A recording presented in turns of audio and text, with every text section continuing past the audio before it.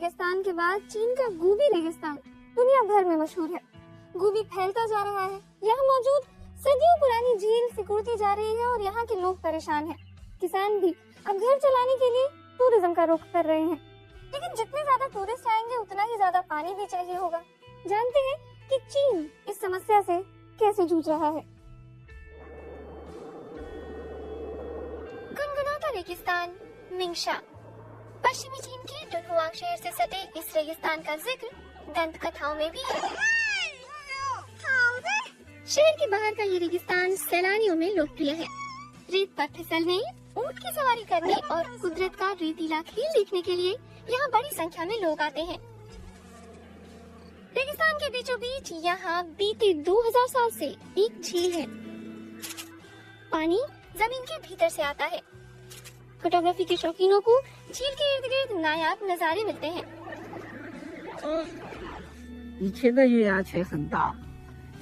पहले ये झील काफी बड़ी और गहरी हुआ करती थी। कहते हैं कि ये झील 10 मीटर गहरी थी। बड़े बुजुर्ग बताते हैं कि आप कभी तल तक नहीं पहुंच सकते थे, लेकिन अब ये सिमट गई है और उतनी गहरी भी नहीं रह गई है। अब ये झील सिर्फ 3 मीटर गहरी है।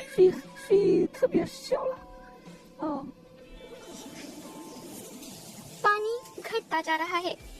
पास का आड़ू का बगीचा भले ही हरा भरा लगे, लेकिन खेती और बढ़ता टूरिज्म लगातार भूजल को सूख रहा है। आमतौर पर हमें महीने में 1 या 2 बार पानी मिलता है। इसे रेगुलेट किया जाता है ताकि पेड़ ज्यादा पानी न लें। बसंत में हम छटाई करते हैं, थोड़ी मदद खाद से भी होती है। 1 किलो सूखे आड़ू का दाम करीब 6 यूरो। कड़ी मेहनत के बावजूद साल भर में करीब 50,000 युआन यानी करीब 4,000 यूरो की कमाई होती है।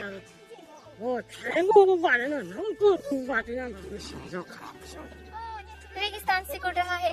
हर साल करीब 4 मीटर।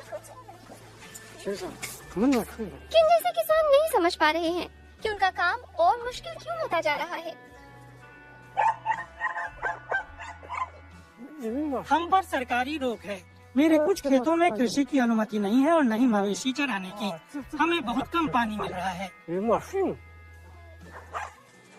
ऐसी परेशानियों के चलते किन ने टूरिज्म का रुख किया। उन्होंने एक ऊंट खरीदा। परिवार ने अपनी जमीन पर सैलानियों के लिए 10 टेंट नुमा बसेरे भी बनाए हैं। इनसे अतिरिक्त आय होती है। डुनहुआंग के 2 लाख बाशिंदों में से कई सप्ताहांत में यहाँ छुट्टी मनाते हैं। यहाँ वो ग्रिल करते हैं, आड़ू का आनंद भी लेते हैं और पैदल चलने का लुत्फ तो है ही। तुम्हें इलाका जरूर संरक्षित रखना चाहिए। ये अच्छा है और यहाँ कई सैलानी आ रहे हैं। इससे पैसा आता है और इसका पर्यावरण संरक्षण में इस्तेमाल किया जा सकता है, लेकिन पर्यटन की अति भी नुकसान इलाके में ज्यादा लोगों के आने का मतलब है पानी की ज्यादा खपत। ये एक दुश्वार चक्र है जिसे थामना आसान नहीं। चीन में एक समस्या को निपटाने का मतलब है नई मुश्किल खड़ी करना। अंतर बस समय का होता है। लाचो के रिसर्च इंस्टीट्यूट में प्रोफेसर कुजियान जुन बीते 30 सालों से इंसान और रेगिस्तान के रिश्ते पर रिसर्च कर रहे हैं। मुख्य परेशानी पानी की आपूर्ति है। पहले यहाँ शूले और डांगे नदियाँ हुआ करती थी। सघन खेती से डुनहुआंग के लोगों ने भूजल का स्तर काफी नीचे गिरा दिया है। भविष्य में ये एक समस्या होगी। प्रोफेसर कुजियान के छात्रों ने जमीन के कई नमूने जुटाए हैं। शोध में पता चला है कि अगर रेत में नमी का स्तर 4% से कम हो तो हवा उसे काटने लगती है और फिर अस्थिर रेत इधर उधर उड़ने लगती है। मरुस्थल के फैलाव को रोकने के लिए विंड कॉरिडोर बनाने होंगे।